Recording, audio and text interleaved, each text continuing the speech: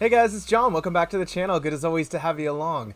So I just watched for the very first time both Predator, Prey, and Predator Badlands. But the question is, do you have to watch either of them before Badlands? Check it out. Here's my review and analysis. 18 hours ago, we lost a chopper carrying a cabinet minister and his aide. What do we gotta do? One-day operation. We pick up their trailer, the chopper, run them down, grab those hostages, and bounce back across the border before anybody knows we were there. Major, you better take a look at this. Where the hell is his body? There's no sign of it.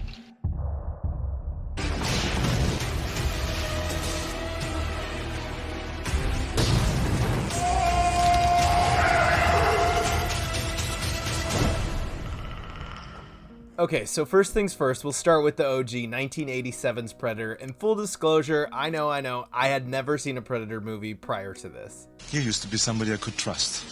I don't know what it was. I think it was a little bit early in Arnold Schwarzenegger's filmography. I mean, my brother and I were like all Arnold all the time once we got to like the late 80s to 90s.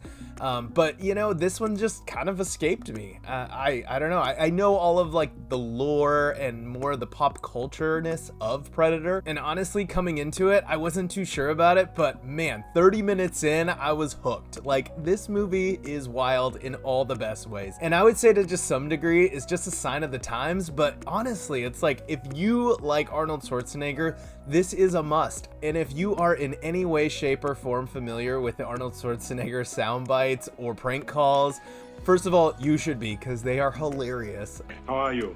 Not bad. How about yourself? Good. What's going on? Well, just taking some orders. So would you like to order for pickup or delivery? Yes, I'm hungry. This has a treasure trove of Arnold one-liners. You son of a bitch. What's the matter? The CIA got you pushing too many pencils? Knock, knock. I would say every 20 minutes you get a great Arnold Schwarzenegger one-liner. Stick around. No! Get to the chopper! And sometimes stops the movie dead in its tracks, but honestly, for all the right reasons.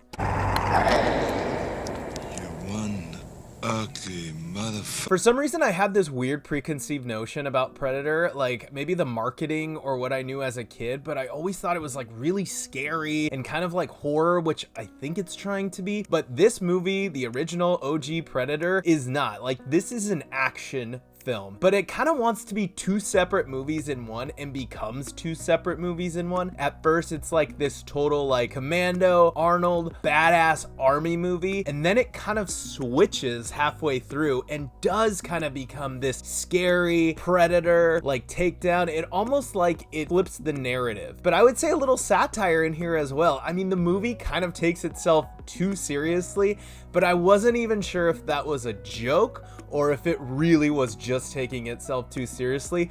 But either way, it works. I don't know how it played in 1987, but in 2025, it plays pretty good because we know so much now. We know the lore of Predator, we know the history of Arnold Schwarzenegger movies, and we have seen in the last 40 years every cliche in the book when it comes to these action films. But what I'm really impressed with here in regards to just the filmmaking and process is, one, it looks so good. This is definitely like a 4K restored version, the one I saw, but from a technical standpoint and craft, the soundtrack is really good. That's one thing I noticed about this movie on and on and on, is that there's never really a dull moment because the score is always going. And what a great performance from both Arnold Schwarzenegger, we know that, and major props to the late Carl Weathers, who would be the MVP. We all know it's Arnold, but like, he is so good in this. I think him and Arnold Schwarzenegger have extremely great chemistry together, and they totally work in this role. But honestly, this kind of whole ensemble cast is really impressive. Get Shane Black, I know, kind of random, Billy Duke, and of course Jesse the Body Ventura, and more. And another reason why this movie works is because of the directing from John McTiernan. action. I mean, seriously, this guy directed Die Hard, Die Hard with a Vengeance, The Hunt for Red October, and of course my absolute favorite, if you saw my video on La Brea Tar Pits, you know I love Last Action Hero. So him and Arnold Schwarzenegger go way, way back. But honestly, yes, the directing in here is really good. The pacing is on point. That's what I love about both of those Die Hard movies, is that they are always moving. That's what a good action film does. It keeps you engaged, it keeps the wheels moving, and it keeps you like on a roller coaster all the way till the end, and I feel like this movie does that. Yes, this movie is so cheesy. It's cheese central, and honestly, I'm here for it. I was all about it. Bitch is dug in like an Alabama tick. You're hit. You're bleeding, man. I ain't got time to bleed. This is getting better by the minute. You know, but it has that action. It has a little bit of heart. You get that from Carl Weathers' performance and a little bit from Arnold Schwarzenegger. And it's completely over the top, but you know what? It works. It works. It's a sign of the times, but it works. And it creates the foundation and just enough of the building blocks to want to know more about the Predator. That's why we have so many movies, and we're still talking about it in 2025, and have a new movie called Badlands coming out. But, you know, it's a great ride. I totally recommend it. I would say on my scale, you know, out of 10, I would give this a 6.5. I thought it was fun. I think it's good for what it is, and it sets up those elements that would later be used also in 2022's Prey. So that's a perfect transition. The one thing I love is how they defeat the Predator in the original one. I thought it was very smart, clever. I was surprised. I didn't see that coming, but that through line is continued all the way through to 2022 in Prey, and I really admired that. That's one thing that I kind of liked, is that I saw Predator on one day and Prey on the other, and it really helped complement each other. It really did. I mean, I don't know. I just did it because I wanted to see Prey, because I knew that was coming before Badlands, but I said, you know what? I can't do it without seeing at least the original, but then became shocked about like how well connected these two movies are and how they build a bridge. I mean, I know that there is plenty of Predator movies between the first one and Prey, and I hear from other people that Predator 2 is actually really good too, so I have to see that. But honestly, there is a direct bridge between Predator and Prey, and I thought that was really cool. I think if you have it fresh in your mind, it would be really good rewatch. But moving into that, it's like Predator is one movie and one movie style, and Prey is a completely different movie and a different style. Why do you want to hunt? Because you all think that I can't. I saw a sign in the sky. I'm ready. Maui, Nita.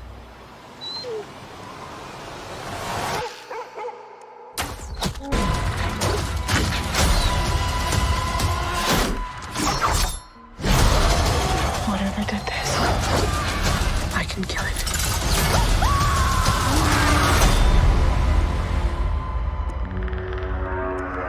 So what is Prey about, and how does it fit into the Predator franchise? Prey is a prequel to 1987's Predator, set 300 years ago in the Comanche Nation. Naru is a young Comanche woman who subverts the expectations of her tribe by wanting to be a hunter rather than a gatherer, and is extremely knowledgeable and has proven her tribe again and again that she is able to hunt with the best of them. But how do her hunting skills translate when she is the prey? I mean, we'll get into Badlands, but I think that's what I respect about both of these movies, is that they kind of take the Predator lore and they're like, you know what?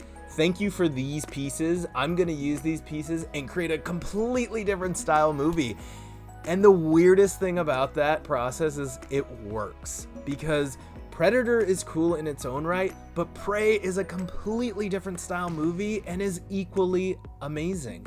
I would say Prey, though, definitely does take itself seriously, as it should. It's an extremely well-crafted film. I mean, it has a lot of heart.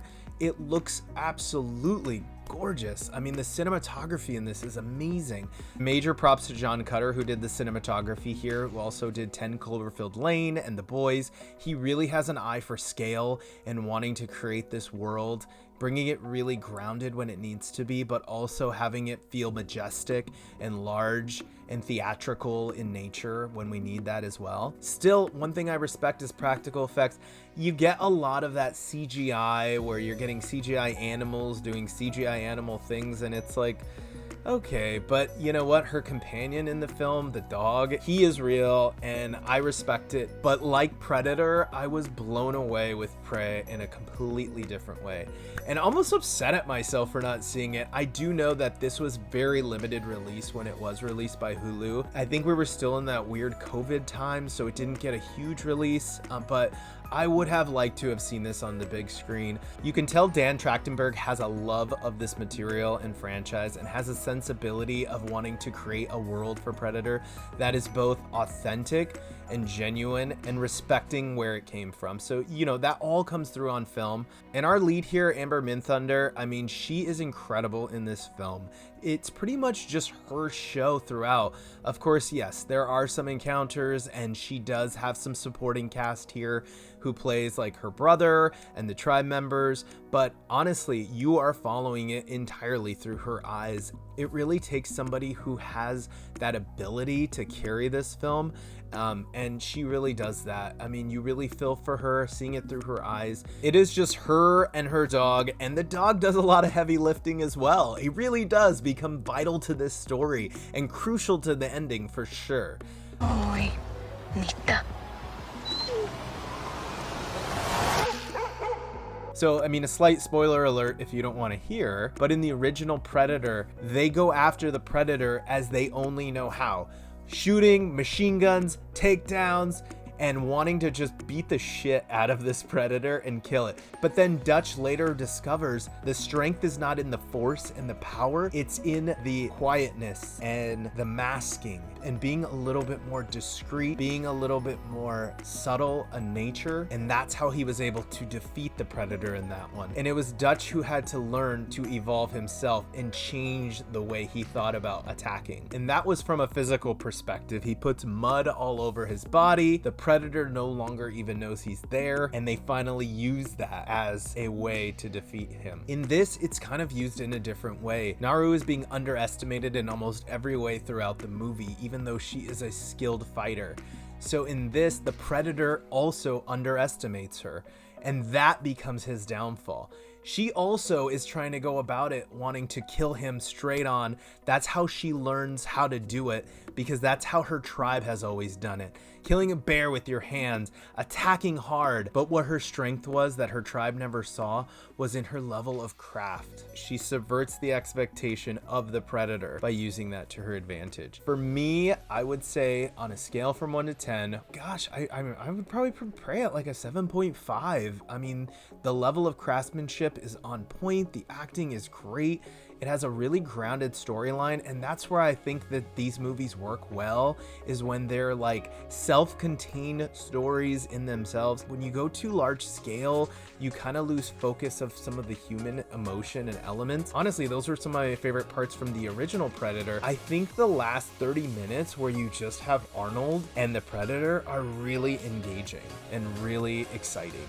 And the same thing here. I mean, you get just a lot of Amber Midthunder, just her interacting with the Predator. It's a little more quiet in that regard, but that in no way means that this movie is quiet at all. This is an action-packed movie. One thing that both of these movies have, they are super gory, violent, fun in all the best ways. I was not expecting how gruesome some of the kills were in this movie. So now, having seen Predator and Prey and Badlands, do you have to see either of these movies to even appreciate Badlands? Yes. If I hadn't seen Predator or Prey and just jumped right into Badlands, I would be kind of like, what is even going on here? Or I probably wouldn't care as much.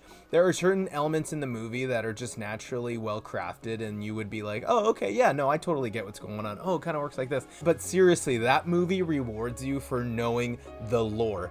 I still feel like just not seeing all the movies between Predator and Prey, that there were a few things where I'm like, what are they kind of talking about here? Oh, I already know just from seeing those two movies that there are elements here I'm already missing. So if I hadn't even seen those, I don't even know where I would be. So yes, this is the exception where you should see Predator and Prey. If you wanted to see just Prey, I think that would be good. But seriously, like Predator, the first one, there are things they talk about there. There's rules set up in the original Predator that pay off in Prey, that pay homage to the original Predator, but now they are carried over into this one kind of. And then there's stuff from the Alien franchise even in here. So yeah, this is a movie that is like, hold on to your seats. We'll give you something to watch that you can understand, but seriously would help if you've seen both Predator and Prey. And honestly, because they're both badass movies for sure. Like Predator is its own thing, Prey is its own thing, and you can watch my review on Badlands because that is also its own thing, for better or worse. Anyway, if you have not seen my video on Predator Badlands, check it out in the thumbnail here. But better yet, what is the best Predator movie that you have seen? What is your favorite? Let me know in the comments. Please like and subscribe if you like these kind of videos and this kind of content.